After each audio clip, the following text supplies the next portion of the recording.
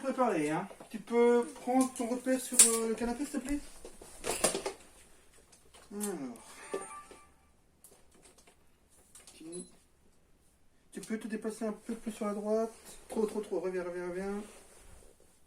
Impec, on ne bouge plus. Alors, le son. Allez, on y est presque.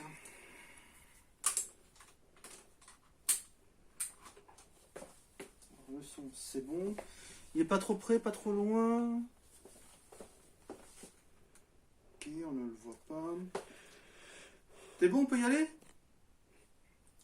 Ok. Alors, Hardcore Henry, première prise.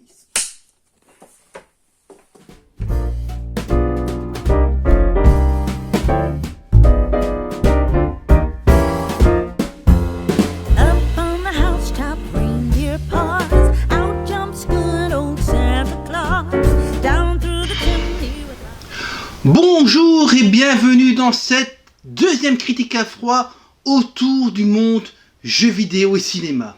Aujourd'hui, on va parler d'un cas très particulier. On va parler de Hardcore Henry, un film sorti en 2016. Et c'est un film qui a été réalisé par Ilya Naishuller, j'espère que je le prononce bien. Et ce film et ce réalisateur, c'est déjà un truc un peu spécial. Parce que le mec, c'est pas vraiment un réalisateur de cinéma au départ. C'est un musicien, il a fait quelques clips pour un groupe, et il a réalisé un épisode d'une série télé, et il a été scénariste sur le jeu vidéo Payday 2. Retenez bien ça. Et en fait, le gars a réalisé un clip qui a fait un peu parler de lui, le clip Bad Motherfucker. La musique est plutôt pas mal, mais l'intérêt de ça, c'est que le clip est entièrement en vue subjective. Et là, il y a une idée qui s'est promenée. Un contact lui a dit, écoute, tu devrais essayer d'en faire un film de ton clip. Et c'est comme ça, à peu de choses près, que Hardcore Henry est arrivé un petit peu de nulle part. Pourquoi on parle de ce film-là? Je vais parler des autres, moi. Laisse-moi sortir. Alors attention, je ne vais pas pouvoir parler de ce film sans spoiler comme un bâtard. Donc, si vous n'avez pas vu le film, allez le voir avant. Je vais directement vous dire que ce film est exceptionnel. Et je vais m'arrêter à ça. Donc, allez le voir avant, parce que maintenant, je vais spoiler, vous êtes prévenus. Ok? C'est parti. Donc, Hardcore Henry, de quoi ça parle? Ça parle de Henry, un homme qui a été blessé, on ne sait pas trop comment, mais qui se réveille dans une cuve, en train d'être soigné par une doctoresse, Estelle, qui s'avérerait être sa femme, qui lui remet une jambe, qui lui remet un bras. Le mec ne peut pas parler parce que son module vocal n'est pas activé. En gros, il a été transformé en cyborg suite à quelque chose qui n'est jamais vraiment révélé, un accident, une attaque, quelque chose. Et alors qu'on est en train de finaliser, je vais dire, la réparation d'Henry et sa voix, arrive Akan, le grand méchant, qui commence à prendre d'assaut le laboratoire dans lequel Henry se trouve, pour pouvoir kidnapper Estelle, la doctoresse, pour la forcer à créer une armée de super soldats cyborgs qu'il pourrait diriger. Henry s'enfuit avec Estelle, se fait rattraper, finit par s'enfuir, mais Estelle est capturée. Et on suit toute une journée de Henry autour de Moscou, parce que tout se passe en Russie, principalement dans les environs de Moscou, et il lui arrive plein de choses. Alors, pourquoi j'ai envie de vous parler de Hardcore Henry dans cette série qui parle du cinéma et des jeux vidéo, qui s'entrechoquent dans une relation qui marche parfois bien, parfois pas. Parce que ici, Hardcore Henry, ce n'est pas une adaptation d'un jeu vidéo qui est mis au cinéma, non. En l'occurrence, c'est une transposition de ce que donnerait un jeu vidéo au cinéma. Pourquoi je dis ça? Parce que Hardcore Henry, déjà, c'est un film qui est entièrement en vue subjective. Vous êtes en mode FPS, simplement. Donc, du début à la fin, vous voyez par les yeux du personnage et vous suivez ses aventures. Et en plus, vous êtes aussi perdu que le personnage qui se réveille amnésique, comme dans beaucoup de jeux vidéo, et qui apprend tout de son univers au fur et à mesure. Il apprend qu'il a une femme, il apprend qu'il y a un méchant qui veut le pourchasser, il apprend qu'il a un cyborg, il veut essayer de retrouver sa femme, il apprend qu'il y a des gens qui vont l'aider, des gens qui veulent le tuer, etc., etc. Mais plus encore, Hardcore Henry a un déroulement qui est extrêmement proche d'un jeu vidéo à mission. Simplement. Henry se réveille au matin, il doit faire un cheminement jusqu'au soir, jusqu'au boss final, et au fur et à mesure de son cheminement, il va avoir différentes missions, il va avoir accès à une mini-map sur son téléphone pour savoir où il doit avoir les missions, il va recevoir des messages ou des appels pour lui expliquer le contenu de la mission, ou il va rencontrer quelqu'un qui va lui expliquer le contenu de la prochaine mission. Chaque mission a une cutscene avant et après avec les personnages principaux du film. Donc Henry bien sûr, mais on a aussi Elizabeth, la femme d'Henry, qui va être là parce que c'est ce que Henry cherche à récupérer. Il va faire toute sa journée pour poursuivre le méchant et retrouver Elizabeth. Il y a Akam, le méchant, qui va de temps en temps attraper Henry et le laisser s'enfuir pour pouvoir faire une mission suivante. Il joue avec, etc. On a le personnage de Jimmy, qui revient souvent. Et alors, Jimmy, c'est le bonheur. C'est un personnage qui est typique d'un joueur de jeux vidéo parce que Jimmy est un scientifique qui crée des clones qui sont ses avatars. Chaque avatar a une personnalité propre, a une façon de s'habiller ou une façon d'être propre. Ils ont toujours le même visage, mais ils sont tous différents. Et c'est génial. Et il y a une scène absolument magnifique où Jimmy fait un peu de musical, il fait carrément une comédie musicale de 2-3 minutes avec ses clones qui chantent. C'est juste admirable. Même si c'est une scène what the fuck, c'est une scène qui pose l'environnement. Et donc je disais, tout se passe comme dans un cheminement de jeu vidéo, avec donc dans les différentes cutscenes des moments plus calmes, plus posés, où il y a de la discussion, où simplement on essaie un petit peu de reconstruire, Henry essaie de reconstruire un petit peu les événements.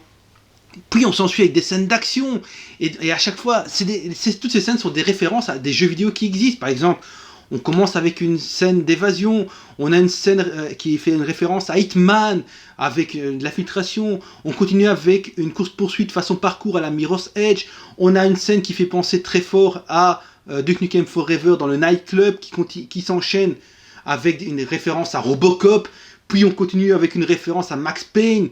On continue après, c'est une scène en rail shooter avec une référence très claire à Time Crisis. On continue, on a des références à Call of Duty avec du multijoueur. Et voilà, et ça continue, et ça continue. Il y a des références de films comme par exemple Le Petit Jouet de Henry, qui est une référence directe au film Miracle sur la 34e rue.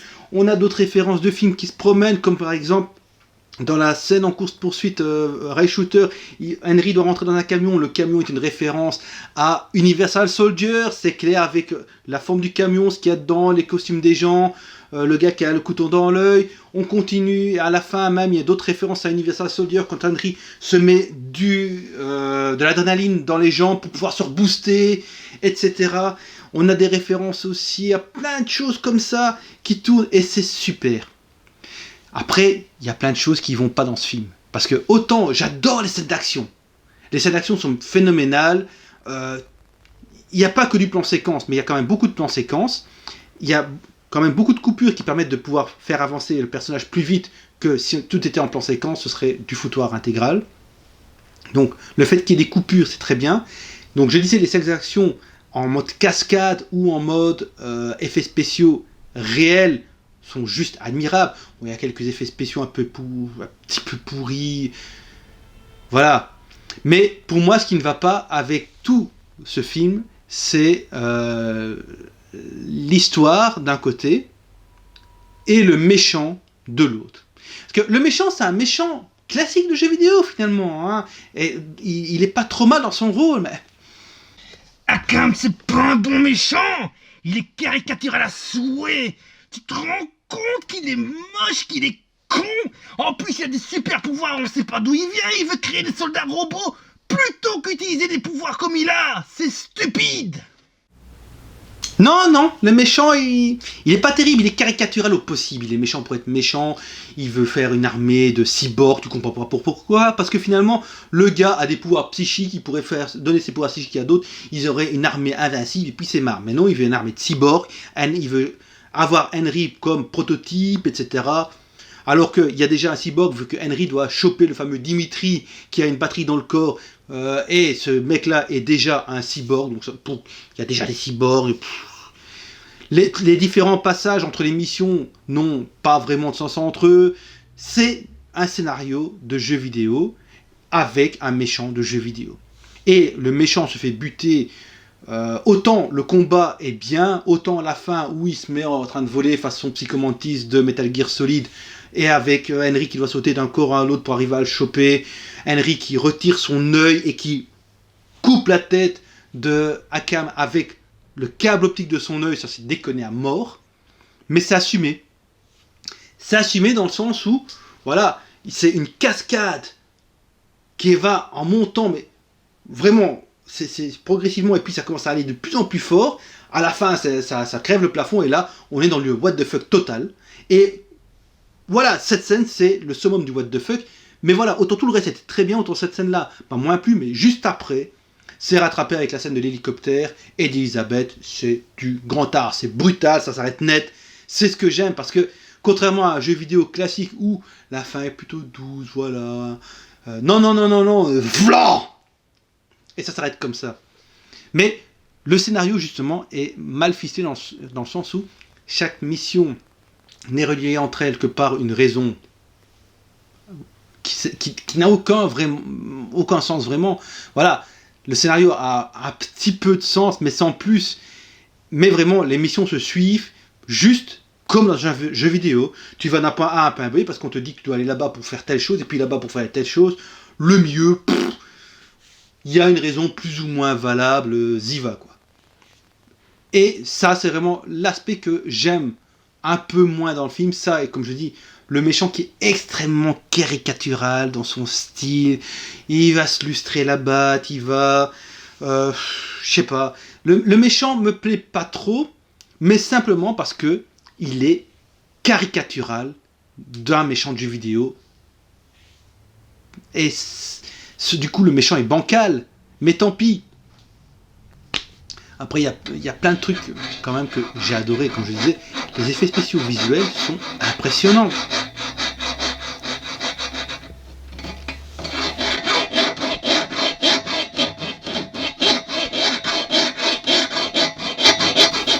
Donne ça, donne, lâche.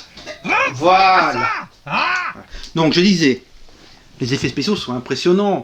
La scène donc de course-poursuite avec la moto qui passe au travers du van pour tout dedans, c'est déconné, c'est génial. Il y a plein de trucs comme ça qui sont très très bien foutus dans ce film et qui méritent absolument d'être vus. Après, il y a d'autres choses qui sont un peu plus cheap, comme par exemple le dirigeable au début. Bah, tu vois, la pièce est un peu cheap. Tu sens qu'il n'y a pas eu de beaucoup de budget sur certains aspects, mais il faut comprendre quand même que ce film est une expérience finalement, hein.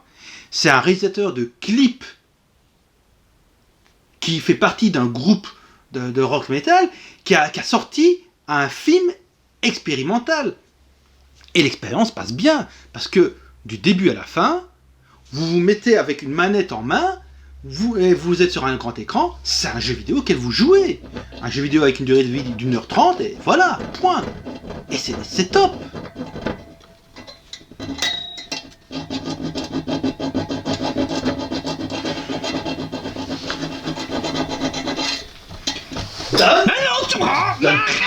Rends-moi ça, bordel! Je veux sortir! Ouais. Excusez-moi. Voilà. Donc, c'est l'exemple même, je me suis... Et je me rappelle même, il y a des trucs qui m'ont fait marrer. Rien que le générique de début me fait penser au générique du film, du jeu Black sur PS2 et Xbox. Et il y a encore plein de trucs comme ça, la voix de Dark Vador à un moment qu'on peut mettre à Henry. Donc Henry qui ne parle pas comme la plupart des personnages de jeux vidéo. Et là, il donne une raison au départ. Henry a été complètement détruit, on ne sait pas pourquoi.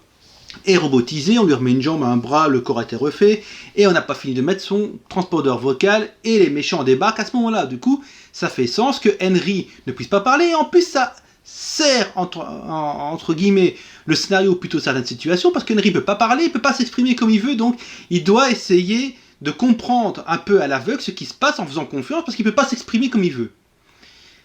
Un truc que j'ai adoré dans le film, c'est la musique. Donc, la musique est toujours bonne, toujours au point pour chaque scène, que ce soit les scènes d'action, les scènes plus tendres, les scènes plus douces, les scènes de dialogue. La musique est toujours juste. Et il y a des effets avec la musique qui sont géniaux, comme le fait que la musique s'arrête à un moment, en plein milieu d'une scène d'action, pour profiter d'un passage, et hop, la musique revient, et ça continue. La musique de Queen qui arrive au moment où Henry se remet une batterie dans le corps, sur Don't Stop Me Now de Tonight, Don't Stop Me Now, hop, Henry qui se remet debout et qui commence à exploser les gens. C'est top. Ce film a des faiblesses. Vraiment, je le dis. Le méchant caricatural, le scénario capillotracté, alambiqué, qui sert juste à faire avancer Henry dans les différents niveaux qui composent son parcours jusqu'à la fin de la journée. Mais de bout en bout, le film est excellent. Vous ne pouvez pas ne pas aimer ce film si vous avez un minimum de notions de jeux vidéo, de FPS, etc. Si toutes les références auxquelles j'ai fait appel à votre mémoire pour vous en présenter quelques-unes, si toutes ces références vous parlent, Call of Duty, Hitman, Duke Nukem, Doom, etc., vous allez les retrouver. Elles sont dans ce film. Et vous allez apprécier le film. Quelqu'un qui n'est pas dans le monde de jeux vidéo ne va pratiquement pas apprécier le film parce qu'il ne va pas comprendre ce qui se passe. Le scénario fait pas sens. Les actions sont déconnées dans le sens où il y a des scènes d'action folles, complètement folles. Genre aller avec un sabre contre un tank.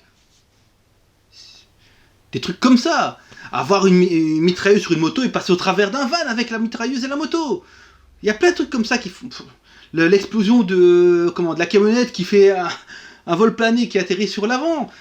Il y a plein de trucs comme ça qui font pas sens pour quelqu'un, je vais dire, normal. Mais par contre, dans un monde de jeux vidéo, ça passe. Et pour moi, c'est vraiment ça. Pour un film, c'est pas terrible.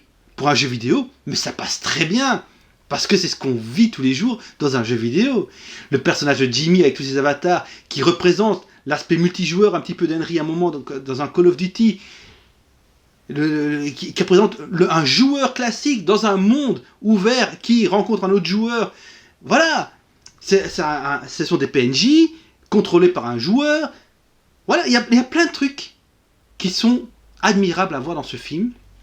Et j'insiste, je vous invite à le voir vous-même. On le trouve sur YouTube facilement. Plein de gens l'ont partagé. Après, achetez-le, c'est mieux. Vraiment. Moi, je vous le dis, achetez-le. Il vaut le détour. Parce que c'est pas un film vieux, c'est un 2016, donc il a juste 4 ans. Voilà. Faites-vous plaisir. Hardcore Henry est un élément incontournable pour tout amateur de cinéma et de jeux vidéo. Sur ce, moi je vous laisse. On se retrouve la prochaine fois pour un autre film, un autre genre, mais toujours autour du cinéma et du jeu vidéo. On se voit la prochaine fois. Ciao!